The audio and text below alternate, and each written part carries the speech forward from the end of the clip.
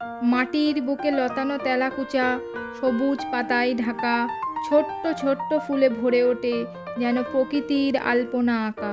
কাঁচা ফলে তেঁতো স্বাদ, পাকা হলে মিঠা, রোগের ঔষধ প্রকৃতির দান। তেলাকুচা এক লতা, তেলাকুচা তেলাকুচা তোমার জয় হোক। প্রকৃতির এই দান আমরা ভুলব না কখনোই। নমস্কার, আমি চন্দ্রানী। কেমন আছেন সবাই? আজকে যে ভেষজ উদ্ভিদটির কথা আমি বলবো সেটি হলো তেলাকুচা। জানেন, গ্রাম বাংলায় বহু প্রচলিত এই উদ্ভিদ।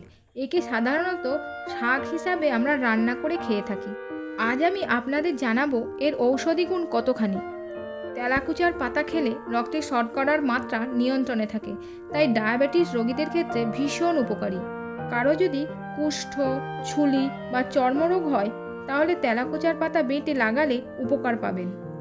হাঁপানি, ব্রঙ্কাইটিস, শ্বাসকষ্টজনিত যে কোনো সমস্যার সমাধানের ক্ষেত্রে এই পাতার রস ব্যবহার করা হয়।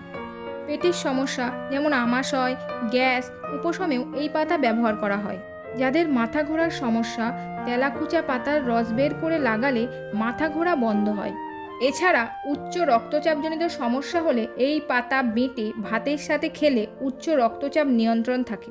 একে আপনারা স্যুপ ও সালাদ হিসাবেও ব্যবহার করতে পারেন।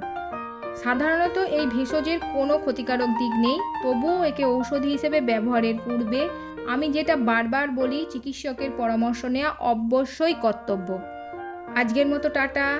যান, তাড়াতাড়ি সাবস্ক্রাইবটা করে দিন। সবাই ভালো থাকবেন, সুস্থ থাকবেন। দেখা হচ্ছে পরের ভিডিওতে।